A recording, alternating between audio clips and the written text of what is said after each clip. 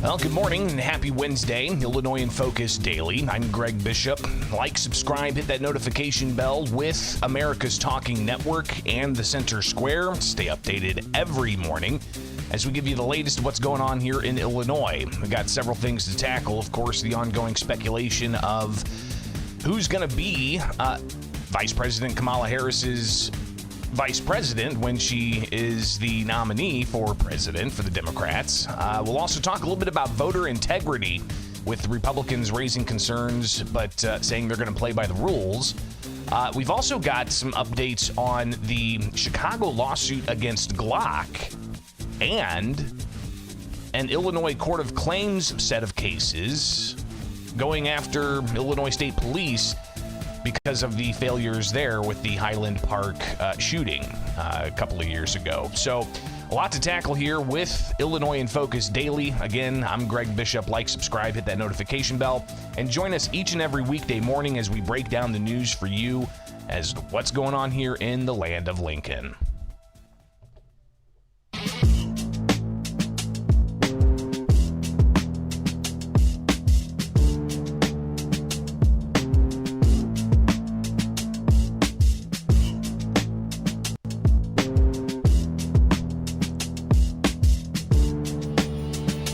Illinois Governor J.B. Pritzker saying that he has not received vetting materials from Vice President Kamala Harris's campaign, as she has been endorsed by leaders across the spectrum, including Pritzker. So obviously we've been monitoring this. Governor of Illinois has been asked time and again if he has aspirations for higher office, and he denies that. Well, you've got headlines, as you'll see at thecentersquare.com, that break down potential running mates getting vetting materials from the Harris campaign. And some of the names that have been floated here have been governors from a variety of different states. So just going through this, as of Tuesday afternoon, report by the Wall Street Journal said that Harris's campaign sent vetting materials to Pennsylvania Governor Josh Shapiro, swing state potential, North Carolina Governor Ray Cooper, Michigan Governor Gretchen Whitmer, Minnesota Governor Tim Walz, Illinois Governor J.B. Pritzker, and U.S. Senator Mark Kelly of Arizona. But you've got a separate report from USA Today listing the same names, but adding Louisiana Representative Cedric Richmond as a possible candidate. Again, Governor Pritzker's name was in that list, but on Morning Joe, the governor denied this. Here he is Tuesday, as the Morning Joe shared on X of a conversation they had with the governor in Illinois discussing, whether or not he is going to be vetted for vice presidential material. Governor Pritzker, you, of course, endorsed Vice President Harris yesterday. Have you received any vetting materials from her campaign about possibly being her running mate? No. And if you do, would you be interested in the job? Look, I love being the governor of the state of Illinois, and I've been out on the campaign trail fighting hard for Democrats to win. I was in Indiana and Ohio last week. I'm going to be in Tennessee and Arizona. I, as you know, started an organization called Think Big America that's fighting for reproductive rights. We did it in Ohio. We're doing it in Arizona, in Nevada. It's important to me that we win across the board and all across the United States. So I'm going to continue to do that. And I'm very interested in making sure that Kamala Harris becomes the next president of the United States. So again, the governor denying that he's gotten any vetting materials.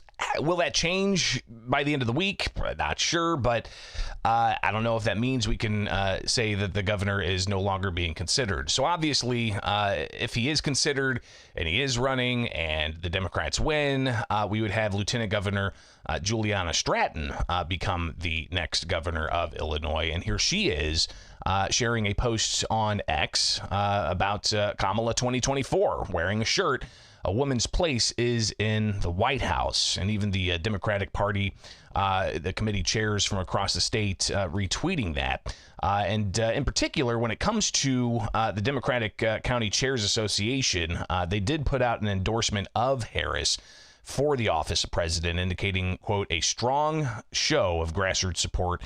Vice President Harris was endorsed by an overwhelming majority of the Democratic County Party chairs in Illinois. The president of the Illinois Democratic County Chairs Association, Mark Guthel, released a statement saying that this November, we know that democracy will be on the ballot, and we need a strong leader at the top of the ticket to help prosecute the case against Donald Trump. Vice President Harris has dedicated her life to defending our values and fighting for everyday Americans. She was quickly brought together a large coalition of support that will be needed to stop Trump and his MAGA extremists. The IDCCA is proud to stand shoulder to shoulder with her in this fight. So again, that's a statement that the Democratic County Chairs Association from Illinois posted. But if you look at elsewhere, you see some criticism, even from some who may be considered part of the Democrat base. If you look at Black Lives Matter's post on X, they said timeline of events, and we'll just read through this together. It says Sunday, Joe Biden drops out. Kamala Harris announces campaign with Biden endorsement. Kamala Harris says she's going to work hard to earn the nomination. Kamala Harris makes calls to party delegates. Monday, Kamala Harris continues making calls to party delegates. Kamala Harris makes 2 public speeches. AP announces Kamala Harris has secured enough delegates to be the Democratic nominee Monday night. Kamala Harris releases this statement, noting that she has worked hard to go out and earn this nomination as promised, again, Monday night. A 24-hour process, Black Lives Matter posted, of talking to party bosses is not democratic, nor is it a process Democrats should be proud of. We do not live in a dictatorship. Delegates are not oligarchs. Installing Kamala Harris as the Democratic nominee and an unknown vice president without any public voting process would make the modern Democratic Party a party of hypocrites. Again, this is coming from the Black Lives Matter X post. And they say that they call on the DNC to create a process that allows for public participation in the nominating process, not just a nomination by party delegates. As we talked about yesterday, I think I said 760,000. It was actually closer to 740,000 votes that Democrats gave to Joe Biden in the March primary. Kamala Harris being a VP on that ticket, a known, but those votes, people were going to vote for Biden. And again, he got 91+% of the Democrats' votes in the March primary. But he's not the nominee. He has withdrawn or suspended his campaign and endorsed Kamala Harris. So there's still some frustrations, I think, with people looking at this process. And while the Democrats' rules might allow for this when it comes to the convention, people are still kind of, looking at this critically, saying that this is not a democratic process. And again, I point to the Black Lives Matter post that was made saying that a 24-hour process of talking to party bosses is not democratic, nor is it a process Democrats should be proud of. We do not live in a dictatorship. Delegates are not oligarchs. So when it comes to the voting process, you've got a lot of questions about the way Illinois votes, and in particular, questions of, do we have election day? Do we have election week? Or is it longer? Last week, outside the Republican National Convention and inside the convention hall, the Republicans in Illinois did raise concerns about the process of voting. Here is former GOP chairman for the state of Illinois, Don Tracy, talking about, how Illinois goes about voting. It used to be we had election day. Now we have election season. It used to be we didn't have same day registration, and now we do. And that creates chaos for the county clerks in Illinois who administer the election. It used to be that we stopped counting the ballots on election night, and we stopped receiving them. In Illinois now, they come in 14 days later. It used to be you had to have an excuse to vote by mail, and now it's universal mail-in balloting. and it's gone from like 1 or 2 or 3% up to 30 or 40%. And that creates all kinds of issues. It creates issues with people that want to take advantage of the system, game the system, but also just makes it a harder job for the county clerks who administer our elections. So a lot of the issues are just errors because it's just so chaotic with all the voting mail. And then with voting by mail, the one thing you have for election and integrity guardrail is signature verification. In Illinois, it used to be. The signature verification Don Tracy spoke of there in DuPage County led to state legislators changing that whole process. So when you get the universal vote by mail application, you sign that and you send it in. Should be the same signature that's on your initial voter registration card. So that signature verification should happen there. We need to work within the rules. But you've got the, and that was Kathy Salvi. We'll get to that in a moment here. But you've got the question as well of, are they also checking that vote by mail application to the initial voter registration card? That was something that necessarily wasn't taking place. So Democrats went in and cleaned up these rules, and they passed that legislation. So we do have signature verification, but still some concerns as to how voting takes place in the state of Illinois. I asked Kathy Salvi, the new Illinois GOP chairman, some of her thoughts on what Republicans are going to be doing to ensure voter integrity. Well, we need to work within the rules that we have in Illinois, and we don't have voter ID in Illinois. We do have signature verification. So we work within the rules that we have in order to ensure that every legitimate vote is counted and every cheat is discovered. We have a very aggressive effort of training poll watchers and election judges to some of the tricks. And I tell you, I had somebody come out here today and say that they can't even get their relative off of the rolls in Cook County, and they voted last election even though they've been in the graveyard for a long time. So that's part of the dirty tricks that we need to curve and clean those voter rolls. And I would applaud what's happening with in the state of Illinois in order to scrub the voter rolls through the Judicial Watch lawsuit, which was supported. And I'd rather not get into all the details, but good things are happening in Illinois on election integrity, and they'll continue to happen, and we will continue to grow and win elections. And then the test of our leadership will be there as proof that we can do it here in Illinois. So Republicans going out and being trained as poll watchers, but even up in Chicago last week, outside of Milwaukee, you had black leaders from the Chicago area, and a pastor from Harvey, David Lowry Jr., he shared some of his thoughts of what he saw in previous elections as a poll watcher. Together, but let this be clear.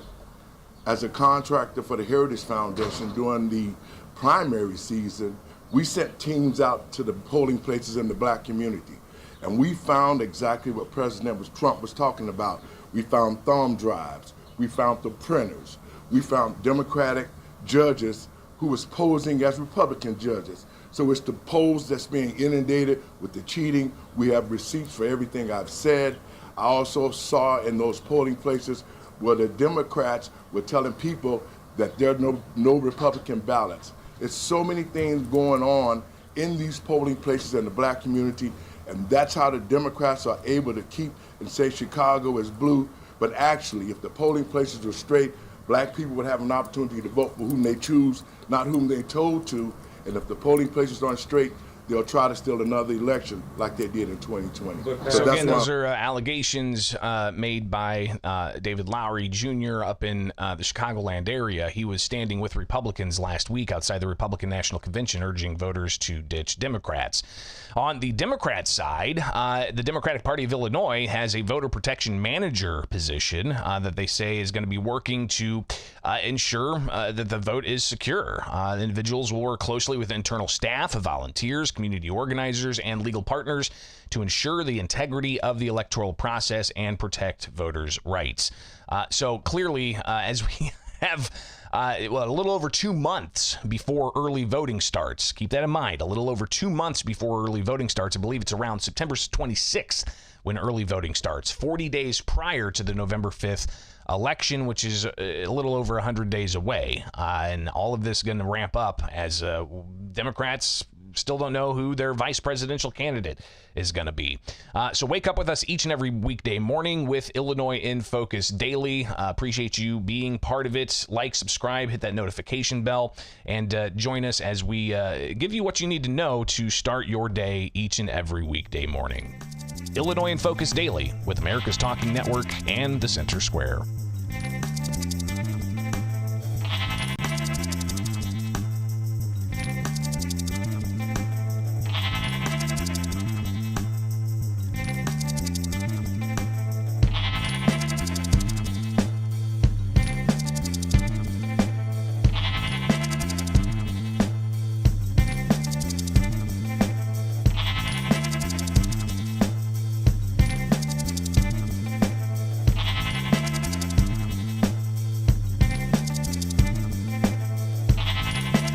City of Chicago expanding their lawsuits against Glock, while the state of Illinois faces a collection of lawsuits in the Illinois Court of Claims about how they had lapses concerning clear and present danger reports heading into the Highland Park shooting back in 2022. It is Illinois in Focus Daily. I'm Greg Bishop here with the Center Square. Subscribe to America's Talking Network. Click that notification bell and get these morning updates each and every weekday morning. So obviously, Illinois gun legislation leading to litigation on a variety of fronts. We've got the gun ban challenge that's in the Southern District of Illinois Federal Court. Judge Stephen McGlynn is set to have a bench trial on September 16th. We will definitely be there to cover that for you. So like, subscribe, hit that notification bell. Follow me anywhere. Just search Bishop on Air on X, on Facebook, and elsewhere. But wake up each morning here with America's Talking Network. So you've got the City of Chicago expanding their lawsuit against Glock, going to the gun control group Everytown. They post on their website, Chicago expands lawsuit, seeks to hold Glock parent company and local gun dealers accountable for their role, as they say, endangering the city through the sale and marketing of easily modified Glocks. So the City of Chicago versus Glock Inc., and so on. And they've even got a news statement here, first filed in March of 2024. The city's lawsuit alleges that Glock unreasonably endangers Chicagoans by manufacturing semi-automatic pistols in such a way that they can easily convert into machine guns in a matter of minutes with a cheap quarter-sized device called an auto-sear. This illegal conversion allows the pistols to fire at a rate as fast as or faster than many U.S. military fully automatic firearms and machine guns. Although auto sears are not manufactured by Glock, they are frequently used on Glocks that they are commonly known as Glock switches and often have the Glock logo on them. Again, not made by Glock. The lawsuit alleges that the design of Glock's handguns, unlike other popular handguns, make them uniquely susceptible to easy modification to allow for automatic fire, despite knowing for decades about the dangers and that Glock could take responsible steps to fix the problem. Glock has chosen not to in order to maximize sales and profits. So it goes on. Again, this is a case up in Chicago that they sued Glock over this. And what's the next steps here?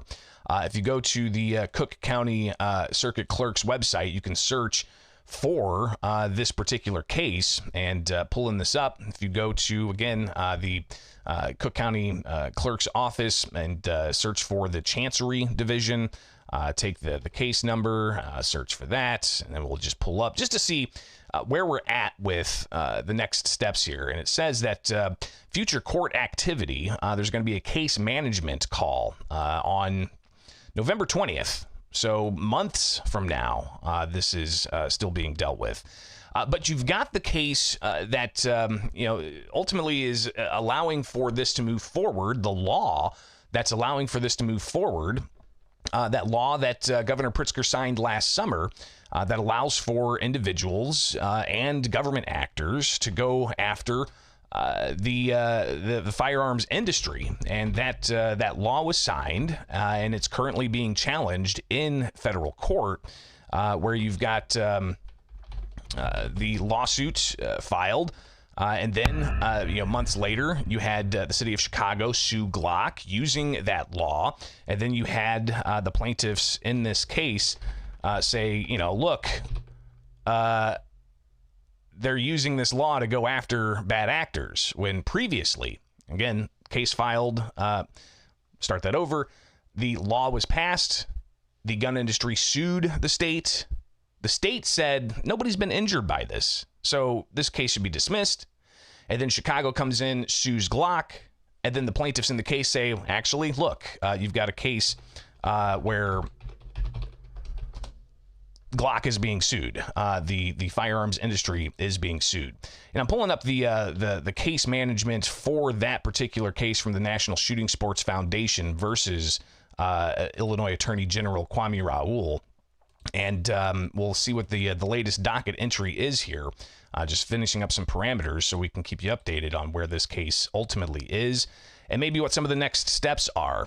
So pulling up the docket here from the federal courts. It looks like earlier this month, there was a granting, reviewing parties submitted joint report of proposed scheduling, a discovery order. Given the nature of the claims asserted by the pending motions for preliminary injunction and dismissal, the parties' obligation to submit a detailed proposed schedule and discovery order is in accordance with the court's June 7th order. It stayed pending a ruling and affirmation pending motions. Scheduling conference set for July 22nd, which is canceled. So that was a couple of days ago. It's canceled. So I guess we'll have to see when they're going to have yet another hearing on this, a case management hearing. So that case is clearly ongoing. But that's not the only litigation there is against the issue of the overall gun debate. And again, you've got the case in the Southern District challenging the state's gun and magazine ban. You've got the case challenging the state's law that allows for actors to go after the gun industry for allegedly making the community less safe, and the subsequent Chicago lawsuit against Glock and several gun owners. So those cases are ongoing, plus the federal cases concerning the FOID card and where those are. Let me see if I can pull that up for you really quick to keep you updated here. The Myers v. Kelly case, which challenges the state's FOID card system. That was filed last year. And then you had a couple of other movements in that case. It was two-part. One dealt with the FOID card constitutionality. Another one dealt with the state's law that requires cases to be filed in Sangamon County or in Cook County if it's a state level case. But looking at the Myers v. Kelly case, you've got a docket entry here from late last month. Status conference set for early July was canceled. It will be reset at a later date. So again, still no real movement on that challenge of the FOID card. But again, it's not those challenges that are only out there challenging the state's laws. You've got public radio and the Chicago Sun-Times reporting that Highland Park parade mass shooting victims are suing Illinois State Police in the Illinois Court of Claims for approving the suspect's gun card. Background on this, July 4th, 2022, Highland Park, suspect gets on a rooftop and shoots and kills people. I mean, dozens of people injured, scores of people killed, victims, survivors, and such. And this was just a horribly tragic event, and ultimately that led to the state's gun and magazine ban. But it was also revealed by local police in the subsequent news conferences when questions were asked about the firearm and the suspect that they had apprehended, and how that suspect got that firearm. Local police shared with the media, that it was an individual that police were aware of. All the way back in 2019, they had a call that they responded to of the suspect in this case as a teenager, possibly having suicidal thoughts. They came to the location. They checked. They also had a separate call around that time where they were called to the house for the suspect being dangerous. And he had knives on him. And then local police, they actually filed a clear and present danger report to Illinois State Police.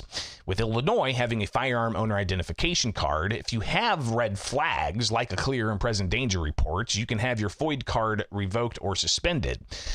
So Illinois State Police were in receipt of this clear and present danger report of Robert Cremo III, the suspect in this case, still facing trial. So that's a whole saga that's going on. But despite that clear and present danger report, Robert Crimo III's father signed off for Crimo to get a firearm owner identification card, and he applied, and Illinois State Police, even though they were in receipt of that clear and present danger report, gave Crimo the FOID card, which he then went and purchased firearms.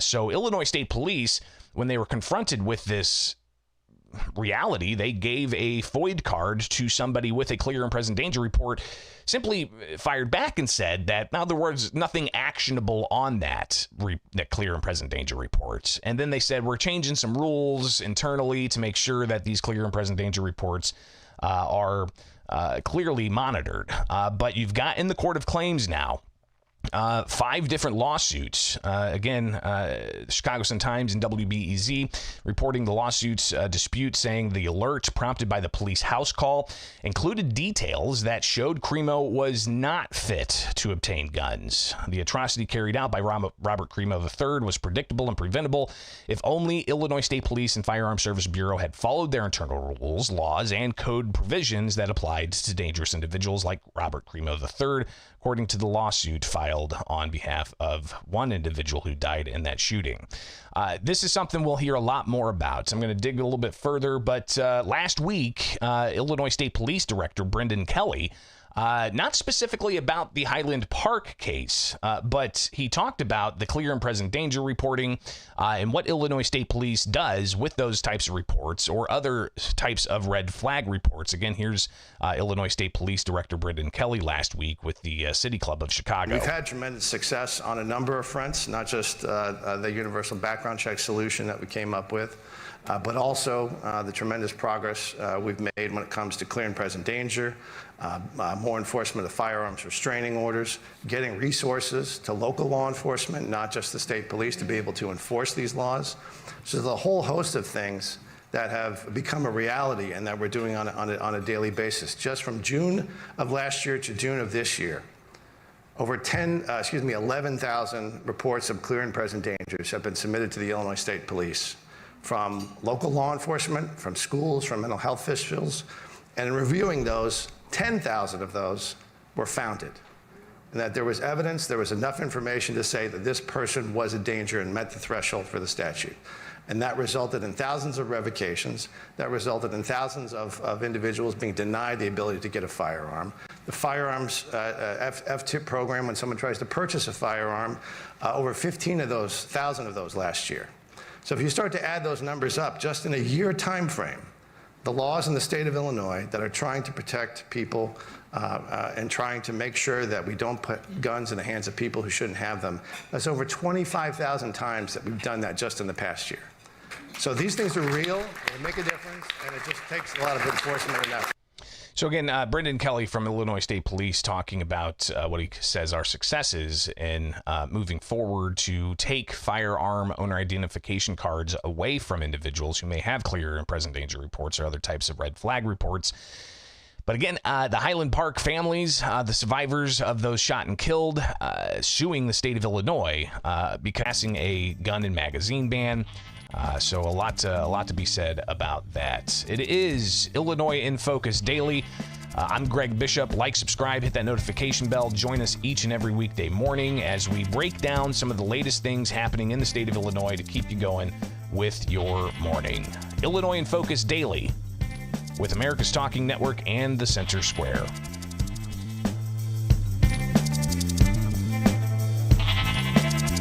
All right, one more segment for you guys.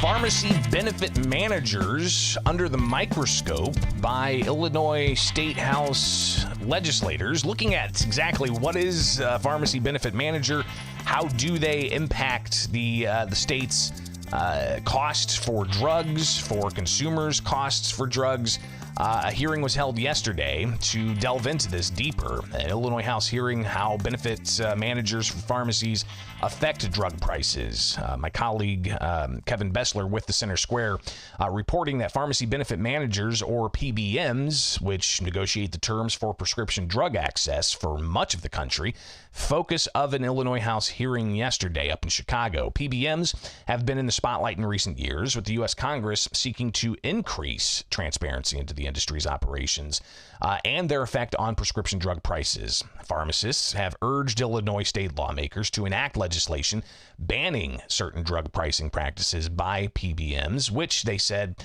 hurt local pharmacies. Kevin goes on to report with the Center Square that they've testified that they are being damaged by PBMs through the price of acquiring drugs wholesale and dispensing them at little or no profit. So during yesterday's Illinois House Healthcare Availability and Accessibility Committee hearing, Chad Wurz, CEO of the American Society of Consultant Pharmacists, said if conditions don't change, more local pharmacies may have to close. Here he is from yesterday during this committee hearing.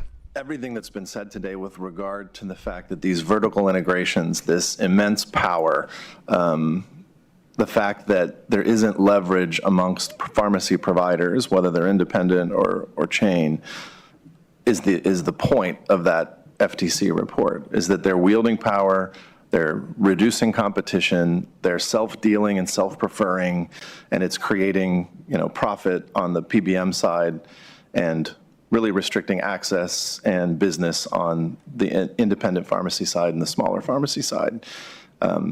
I think the other thing from the FTC report that's so glaring is that the FTC even recognizes their own failure in overseeing and policing this vertical integration. And I think part of the answer to your question, why is this report interim, is, as we've heard today, with all kinds of acronyms and complexities, this is super complex. It's not easy, even easy for the FTC to pull out what's going on in order to make a definitive answer to what's the solution. A lot of states, and one of the reasons that we're here today, a lot of states are saying the same thing. They're saying, this is complex. It's purposely complex. It's not transparent. We can't see it. All we can do is make sure that we throw a life raft to pharmacies and make sure that they can survive until we figure out better ways to oversee and bring this industry into some sort of compliance as it relates to healthcare. That's why you see states like Mr. Rose's home state of Kentucky guarantee their dispensing rate of 1064 to all of their pharmacies until we figure out, what should that dispensing fee be, and how do we untie or untwine all of the complexity around drug pricing that's forcing a lot of pharmacies out of business. Michigan did the same thing, a direct pass-through of their $10.80 dispensing fee to their pharmacies until they can figure out how do we better police and oversee these issues. And they're doing it at the state level because, again, from the FTC report, there's recognition that the federal government has been slow to react and slow to deploy any potential solutions. So in that study released this month by the Federal Trade Commission, Kevin reports that it said PBMs hold substantial influence over independent pharmacies by imposing unfair and harmful contractual terms that can impact the pharmacy's ability to stay in business. So as part of the FTC's investigation, they requested documentation from 6 of the largest PBMs in the country. Those are CVS Health's Caremark, Cigna's Express Scripts, United Health's Optimum RX, Prime Therapeutics, Humana's Pharmacy Solutions, and Med Impact. So these House hearings, I think this is like the second of a series that the Illinois House committee's looking at. They're trying to better understand pharmacy benefit managers impacting the cost of pharmaceutical drugs in the state of Illinois. So they've been hearing from a variety of people. Connor Rose with the Pharmaceutical Care Management Association, he said that there was a previous FTC report that actually looked favorable at pharmacy benefit managers. To be clear, this report is not the official position of the FTC. Rather, it is more or less a description of the current marketplace. And several of the allegations contained in the report are not new or novel, and I'm sure you all have discussed some of these at length in previous hearings. Much of those allegations are based on speculations presented without empirical evidence, simply put.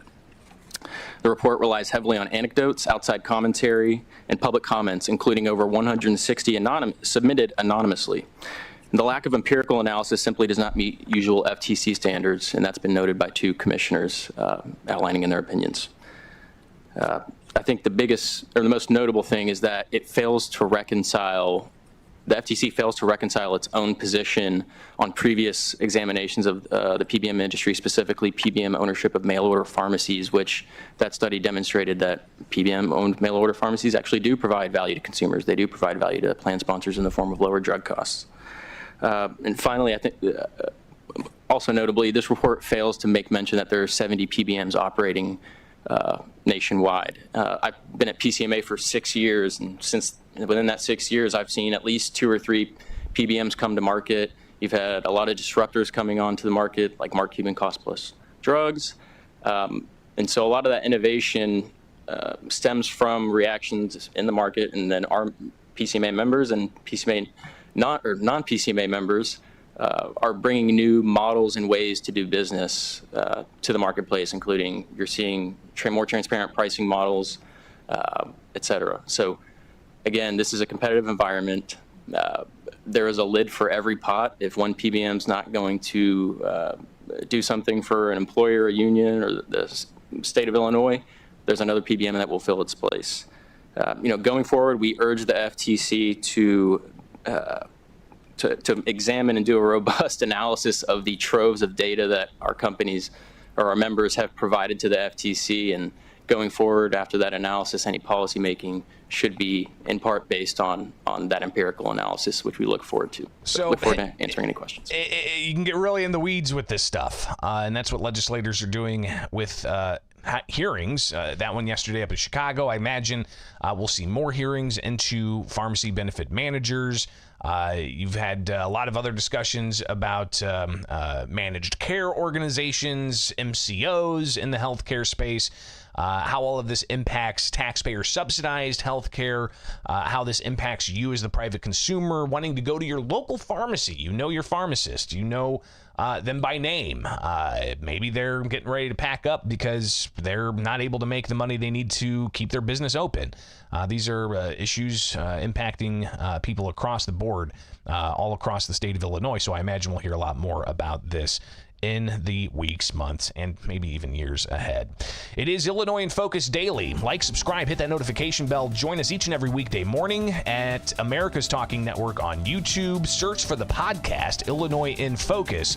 And if you can't watch us live each and every weekday morning, get that podcast and stay up to date with what's going on here in the land of Lincoln. I'm Greg Bishop. Follow me anywhere. Search Bishop on Air, X, Facebook, elsewhere.